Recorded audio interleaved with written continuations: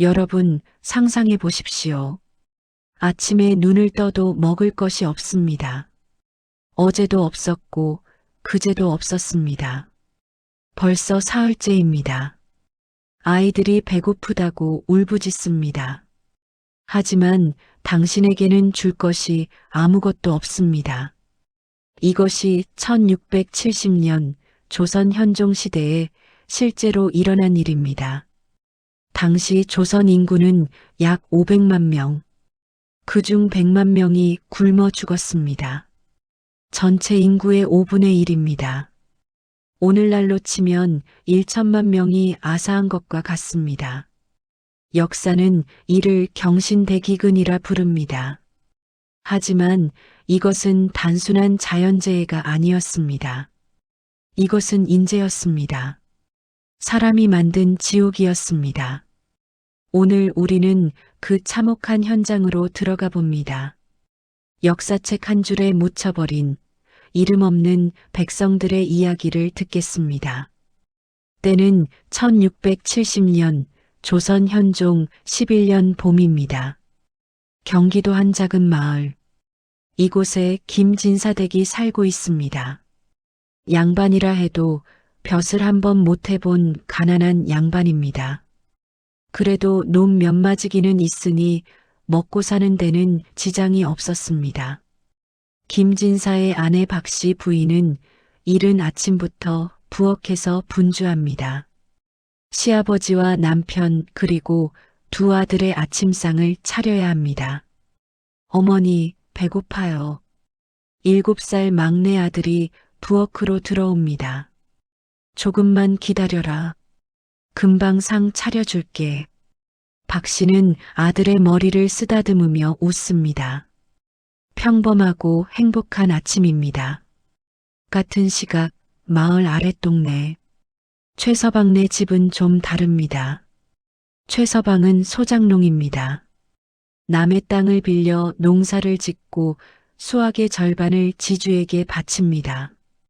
그것도 모자라 각종 세금을 내고 나면 남는 게 별로 없습니다. 그래도 최서방은 부지런합니다. 새벽같이 일어나 밭으로 나갑니다. 아내 김씨도 길쌈을 해서 조금이라도 보탭니다. 12살 딸과 9살 아들이 있지만 먹여 살릴 자신은 있습니다. 여보, 올해는 농사가 잘 될 것 같소? 날씨가 좋으니. 최서방이 밭을 보며 말합니다. 그러게요. 올해는 좀 살았으면 좋겠어요. 김씨가 웃으며 대답합니다. 이들은 몰랐습니다. 이것이 마지막 평범한 날이 될 줄은. 1670년 여름. 비가 오지 않습니다. 처음에는 대수롭지 않게 여겼습니다. 조금 늦게 오겠거니 했습니다. 하지만 한 달이 지나도 2달이 지나도 비는 오지 않았습니다. 논의 물이 마릅니다. 모내기를 한 벼가 시들기 시작합니다. 이러다 농사를 망치겠구만. 최서방이 바짝 마른 논을 보며 한숨을 쉽니다. 마을 사람들 모두가 같은 걱정입니다. 그해 가을, 수확은 형편없었습니다. 평년의 3분의 1도 안 됩니다. 최서방네는 지주에게 소작료를 내고 나니 거의 남는 게 없습니다. 이걸로 어떻게 겨울을 나란 말이오? 최서방이 한 줌밖에 안 되는 쌀을 보며 절망합니다. 김진사댁도 사정은 비슷합니다. 자기 땅이 있어도 수확이 없으니 마찬가지입니다. 박씨 부인은 쌀독을 보며 계산합니다. 이걸로는 석 달도 못 갑니다. 양반댁에서도 이런데 소작농들은 어떻겠습니까? 마을에는 벌써 굶는 사람들이 생기기 시작합니다. 그런데 이것은 시작에 불과했습니다. 1671년 이듬해 봄. 또다시 가뭄입니다. 씨앗을 뿌려도 싹이 트지 않습니다. 여름이 되어도 비는 오지 않습니다. 2년 연속 흉년입니다. 이제 마을에는 먹을 것이 거의 없습니다. 작년에 조금 남았던 식량도 다 떨어졌습니다. 쌀이 다 떨어졌습니다. 박 씨 부인이 남편에게 말합니다. 목소리가 떨립니다. 보리라도 구해와야겠소. 김진사가 장으로 나갑니다. 하지만 장에도 곡식이 없습니다. 있다 해도 가격이 평소의 10배입니다. 이걸 어떻게 사란 말이오? 김진사가 분통을 터뜨립니다. 하지만 소용없습니다. 팔 사람도 없고 살 돈도 없습니다. 최서방네는 더 심각합니다. 벌써 며칠째 제대로 된 식사를 못했습니다. 아버지, 배고파요. 9살 아들이 배를 움켜쥐고 옵니다. 조금만 참아라. 아버지가 뭐라도 구해올게. 최서방이 아들을 달래지만 그 자신도 어디서 구해올지 막막합니다. 1671년 여름, 마을 사람들은 이제 풀뿌리를 캡니다. 나무 껍질을 벗겨 먹습니다. 흙을 반죽해서 배를 채웁니다. 김진사댁도 예외가 아닙니다. 양반의 체면이고 뭐고 없습니다. 살아야 합니다. 박씨 부인은 산으로 올라갑니다. 며칠 전부터 다른 부녀자들과 함께 풀뿌리를 캐러 다닙니다. 이게 먹을 만합니까? 옆집 안악이 묻습니다. 먹을 만한지는 모르겠지만 먹어야 살지 않겠소? 박씨가 대답합니다. 손에는 독초인지 약초인지도 모를 풀뿌리가 들려 있습니다. 그날 저녁 김진사댁 저녁상에는 풀죽이 올라옵니다. 시아버지는 한숨만 쉽니다. 양반가의 상에 풀죽이라니. 하지만 먹어야 합니다. 막내 아들이 먹다가 토합니다. 쓰고 떨버서 넘어가지 않습니다. 참고 먹어야 한다. 이것밖에 없어. 김진사가 아들을 다그칩니다. 하지만 그 자신도 눈물이 납니다. 최서방네는 더 처참합니다. 풀뿌리조차 구하기 힘듭니다. 산에는 이미 먹을 만한 풀이 다 뜯겨나갔습니다. 나무 껍질이라도 벗겨오겠소. 최서방이 집을 나섭니다. 산에 가보니 나무 껍질도 이미 다 벗겨져 있습니다. 나무들이 하얗게 속살을 드러내고 있습니다. 절망입니다. 그날 밤 최서방은 흙을 파옵니다. 황토흙을 물에게서 아이들에게 먹입니다. 아버지, 이게 뭐예요? 딸아이가 묻습니다. 그냥 먹어라. 배가 든든해질 게다. 최서방이 거짓말을 합니다. 하지만 아이들도 압니다. 이게 흙이라는 것을. 그래도 먹습니다. 안 먹으면 죽으니까. 그리고 며칠 후 막내 아들이 쓰러집니다. 흙으로 배를 채운 아이의 배가 부풀어 오릅니다. 장이 막힌 것입니다. 으아악. 아이가 비명을 지르며 몸부림칩니다. 우리 아기, 우리 아기. 김씨가 아들을 끌어안고 울부짖습니다. 이틀 후 9살 아들은 죽습니다. 장례도 제대로 치르지 못합니다. 관을 살 돈도 없고 상여를 메고 갈 사람도 없습니다. 마을 사람들이 모두 굶주려 힘이 없기 때문입니다. 최서방은 아들을 가마니에 싸서 뒷산에 묻습니다.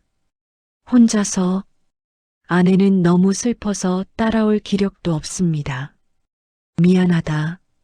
아버지가 미안하다. 최서방이 작은 무덤 앞에서 통곡합니다. 1672년 봄, 3년째 가뭄입니다. 이제 조선 전역이 아비규환입니다. 길가에 시체가 널려 있습니다. 굶어 죽은 사람들입니다. 처음에는 묻어주려 했지만 이제는 아무도 신경 쓰지 않습니다. 자기 목숨 부지하기도 바쁩니다. 한양의 대로에도 시체가 쌓입니다. 도성 안으로 먹을 것을 찾아 들어온 사람들이 거리에서 죽어갑니다. 조정에서는 대책회의가 열립니다. 전하, 백성들이 죽어가고 있습니다. 황국을 풀어야 합니다. 대신들이 아뢰지만 현종은 난처합니다. 국고도 바닥났는데 어디서 곡식을 구한단 말이오? 임금도 속수무책입니다. 일부 양반가에서는 곡식 창고를 열어 백성을 구제합니다. 하지만 대부분은 그렇지 않습니다. 오히려 곡식을 더 숨깁니다. 가격이 오르기를 기다립니다. 김진사는 마을 유지들에게 청합니다. 박진사, 댁에 곡식이 좀 남았다면서요? 빌려주시오. 사람이 죽어가고 있소. 하지만 박진사는 고개를 젓습니다. 나도 내 식구 먹여 살려야 하오. 미안하오. 문을 닫아버립니다. 김진사는 허탈합니다. 양반이라는 사람들이 이럴 수가 있습니까? 그런데 며칠 후 더 끔찍한 소문이 들립니다. 사람을 잡아먹는다던데. 마을 사람들이 수군댑니다. 설마 그게 사실이겠소? 아니, 진짜라오. 옆 마을에서 그랬다는데. 처음에는 믿지 않았습니다. 하지만 소문은 점점 더 구체적이 됩니다. 굶주림이 극에 달하자 사람들은 이성을 잃기 시작합니다. 어느 날 최서방네 마을에 낯선 사람이 나타납니다. 여인 몸에 눈빛이 이상합니다. 밥 좀 주시오. 사흘째 굶었소. 최서방의 아내 김씨가 말합니다. 우리도 없소. 미안하오. 낯선 사람은 주변을 두리번거리다 갑니다. 그런데 그 눈빛이 심상치 않습니다. 그날 밤 마을에서 비명이 들립니다. 사람 살려, 사람 살려. 사람들이 달려가 보니 한 노인이 쓰러져 있습니다. 허벅지 살점이 뜯겨나갔습니다. 누가 날 물어뜯었소? 노인이 신음하며 말합니다. 마을 사람들은 경악합니다. 사람이 사람을 잡아먹었습니다. 범인을 찾았을 때 그는 입가에 피를 묻힌 채 숨어 있었습니다. 바로 낮에 왔던 그 낯선 사람입니다. 나도 어쩔 수 없었소. 너무 배가 고팠단 말이오. 그가 울부짖습니다. 사람들은 말을 잇지 못합니다. 분노해야 할까요? 연민을 느껴야 할까요? 그들 자신도 극한의 배고픔을 알기 때문입니다. 그 후로 마을에는 밤에 나다니는 사람이 없습니다. 서로를 두려워합니다. 1672년 여름, 김진사 댁도 한계에 다다릅니다. 더 이상은 못 버티겠소. 김진사가 아내에게 말합니다. 그럼 어떻게 하시려고요? 아이들을 보내야겠소. 예. 박씨 부인이 깜짝 놀랍니다. 한양에 있는 친척에게 보내야 하오. 여기 있으면 다 죽소. 하지만 아이들을. 박씨의 눈에서 눈물이 흐릅니다. 며칠 후 김진사는 두 아들을 데리고 길을 떠납니다. 한양까지는 사흘 길입니다. 길에는 사람들이 가득합니다. 모두 같은 이유로 떠도는 사람들입니다. 굶주림에서 벗어나려고. 아버지, 배고파요. 막내 아들이 또 말합니다. 김진사는 마지막 남은 곡식 한 줌을 아들에게 줍니다. 먹어라. 자신은 먹지 않습니다. 한양에 도착했을 때 김진사는 비틀거립니다. 사흘간 거의 먹지 못했기 때문입니다. 친척 집을 찾아갑니다. 하지만 친척도 사정이 어렵기는 마찬가지입니다. 미안하오. 우리도 먹을 게 없소. 문전박대를 당합니다. 김진사는 절망합니다. 어떻게 해야 합니까? 그때 한 사내가 다가옵니다. 아이들을 파시겠소? 뭐라고요? 종으로 팔면 최소한 굶어 죽지는 않을 것이오. 부잣집에서 먹여줄 테니. 김진사는 분노합니다. 무슨 소리요? 내 자식을 팔라고? 하지만 사내는 담담합니다. 요즘 다들 그렇게 하오. 아이들이나마 살리려면. 김진사는 망설입니다. 양반의 자식을 종으로 판다? 말도 안 됩니다. 하지만 아이들을 봅니다. 굶주림에 뼈만 앙상한 아이들을 이대로 두면 죽습니다. 얼마요? 김진사가 떨리는 목소리로 묻습니다. 쌀 5말. 그날 김진사는 두 아들을 팝니다. 평생 잊지 못할 결정입니다. 아버지, 우리 어디 가는 거예요? 큰아들이 묻습니다. 좋은 곳 간다. 거기서 배불리 먹을 수 있어.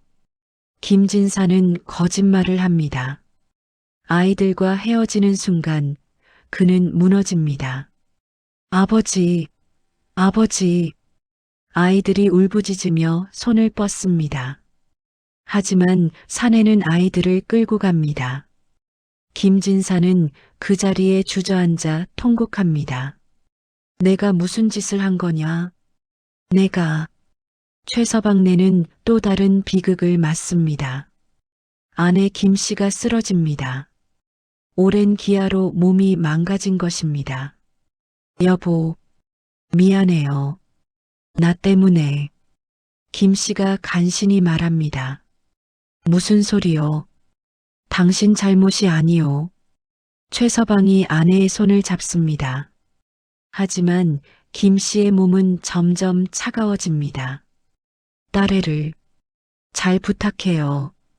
그것이 마지막 말입니다. 최서방은 또 한 명을 잃습니다. 아들에 이어 아내까지.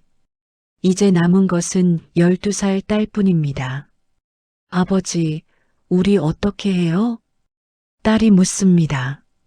최서방은 대답할 수 없습니다. 그도 모르기 때문입니다. 며칠 후 최서방은 결심합니다. 얘야, 너는 살아야 한다. 아버지, 내일 한양으로 가자. 거기서 일자리를 찾아줄게. 하지만 이것도 거짓말입니다. 최서방이 찾아간 곳은 기방입니다. 이 아이를 맡아주시오. 얼마나 주실 건데요? 돈은 없소. 대신 이 아이가 일해서 갚겠소. 기방 주인이 딸아이를 훑어봅니다. 줬소. 데리고 있겠소. 딸아, 여기서 일하면 밥은 먹을 수 있단다. 아버지는요? 아버지는 고향에 가 있어야 한다. 너 혼자 잘 지내야 해. 최서방은 딸을 남겨두고 나옵니다. 뒤돌아보지 않습니다. 돌아보면 마음이 약해질까봐. 거리로 나온 최서방은 멍하니 걷습니다. 아들도 아내도 이제 딸까지 모두 잃었습니다. 나는 이제 뭐란 말인가. 그날 밤 최서방은 청계천 다리 밑에서 잠듭니다. 일어날 이유를 찾지 못합니다. 같은 시기 한양의 어느 대감댁 높은 담장 안에서는 여전히 풍족한 생활이 이어집니다. 오늘 진지는 무엇을 올릴까요? 종이 묻습니다. 제철 음식으로 준비하거라. 대감이 무심히 대답합니다. 곳간에는 쌀이 수천 석 쌓여 있습니다. 밖에서는 사람들이 굶어 죽어가는데 이곳 쌀은 썩어갑니다. 대감마님, 밖에서 백성들이 쌀을 달라고 합니다. 쫓아내라. 구걸하는 자들을 왜 들여보내나? 대감은 냉정합니다. 하오나, 너무 불쌍해 보입니다. 그건 내 알 바 아니다. 곡식을 나눠주면 우리도 위험해진다. 이것이 양반들의 현실입니다. 물론 모든 양반이 그런 것은 아닙니다. 일부는 창고를 열어 백성을 구제합니다. 하지만 소수일 뿐입니다. 조정에서도 대책은 미미합니다. 황곡을 풀어야 합니다. 국고가 바닥났는데 무슨 황곡을 푸는가? 그럼 부자들에게 징수해야 합니다. 그들이 가만히 있겠는가? 반발이 심할 것이다. 결국 제대로 된 구제책은 나오지 않습니다. 현종은 고민합니다. 백성이 죽어가는데 왕으로서 무엇을 해야 할까요? 기우제를 올리겠다. 현종이 말합니다. 전하, 기우제만으로는 다른 방법이 있는가? 대신들은 침묵합니다. 현종은 남단으로 행차합니다. 직접 하늘에 비를 빕니다. 하늘이시여, 백성을 불쌍히 여기소서. 죄가 있다면 이 몸에게 내리소서. 현종은 진심입니다. 하지만 하늘은 답하지 않습니다. 비는 오지 않습니다. 1673년 봄, 마침내 비가 옵니다. 3년 만입니다. 비가 온다. 사람들이 환호합니다. 거리로 뛰쳐나와 빗물을 맞습니다. 김진사는 집 마당에서 하늘을 봅니다. 눈물이 흐릅니다. 드디어 박씨 부인도 나와서 함께 빗물을 맞습니다. 두 사람은 아무 말 없이 서 있습니다. 비는 며칠 동안 내립니다. 농가 밭이 젖습니다. 사람들은 부지런히 씨앗을 뿌립니다. 올해는 살 수 있을 거요. 마을 사람들이 서로를 격려합니다. 그해 가을 수확이 있습니다. 풍년은 아니지만 최소한 굶지는 않을 정도입니다. 마을에 조금씩 활기가 돕니다. 김진사는 한양으로 갑니다. 아들들을 찾기 위해서입니다. 하지만 아이들을 산 사람의 집을 찾았을 때 막막함만 느낍니다. 아이들을 돌려주시오. 안 됩니다. 이미 제 종입니다. 돈을 드리겠소. 제발. 김진사가 애원하지만 주인은 단호합니다. 문서에 도장을 찍었습니다. 법적으로 제 소유입니다. 김진사는 아이들을 찾을 수 없습니다. 법이 그를 막습니다. 최서방은 기방으로 갑니다. 딸을 데리러. 하지만 딸은 이미 기생이 되어 있습니다. 아버지. 딸이 최서방을 봅니다. 얼굴에는 화장이 되어 있습니다. 미안하다. 아버지가 미안하다. 최서방이 무릎을 꿇습니다. 괜찮아요, 아버지. 여기서 밥은 먹어요. 딸이 웃습니다. 하지만 그 눈에는 슬픔이 가득합니다. 이제 집으로 가자. 안 돼요. 저는 빚이 있어요. 다 갚아야 나갈 수 있어요. 얼마나 되는데? 제가 먹은 음식값, 옷값 다 합치면 엄청나요. 기방 주인이 만든 빚입니다. 평생 갚아도 갚을 수 없는 빚입니다. 최서방은 딸을 데려갈 수 없습니다. 경신대기근은 1673년에 끝이 납니다. 하지만 그 상처는 남습니다. 실록에는 이렇게 기록되어 있습니다. 백성이 굶어 죽음이 무수하였고 길에 시체가 즐비하였다. 부모가 자식을 버리고 자식이 부모를 버렸다. 인육을 먹는 일까지 있었으니 참혹함이 이루 말할 수 없었다. 100만 명. 이것은 숫자가 아닙니다. 한 사람 한 사람이 김진사이고 최서방이고 박씨이고 김씨입니다. 각각의 이름과 얼굴과 이야기를 가진 사람들입니다. 그들은 왜 죽었습니까? 가뭄 때문만은 아닙니다. 불평등한 사회 구조, 부패한 관리들, 곡식을 숨긴 양반들, 무능한 정책, 이 모든 것이 합쳐져 100만 명을 죽였습니다. 김진사는 아이들을 되찾지 못했습니다. 평생 그 죄책감을 안고 살았습니다. 최서방은 혼자가 되었습니다. 가족을 모두 잃고 남은 생을 떠돌며 살았습니다. 그들의 후손이 우리입니다. 오늘 우리는 배고프지 않습니다. 쌀은 넘쳐납니다. 하지만 묻습니다. 우리 사회는 정말 달라졌습니까? 여전히 어떤 이들은 굶주리고 어떤 이들은 넘칩니다. 여전히 가난은 개인의 책임으로 돌려집니다. 여전히 재난 앞에서 약자가 먼저 죽습니다. 350년 전 그날 조선 백성들은 외쳤습니다. 살고 싶다. 그 외침이 들립니까? 역사는 반복되지 말라고 있는 것입니다. 잊지 맙시다. 경신대기근, 100만 명의 죽음, 그리고 그들이 남긴 질문. 우리는 정말 사람을 사람답게 대하고 있는가? 경신대기근 1670년부터 1673년까지 사망자 약 100만 명. 당시 조선 인구의 20%, 이들을 기억합니다.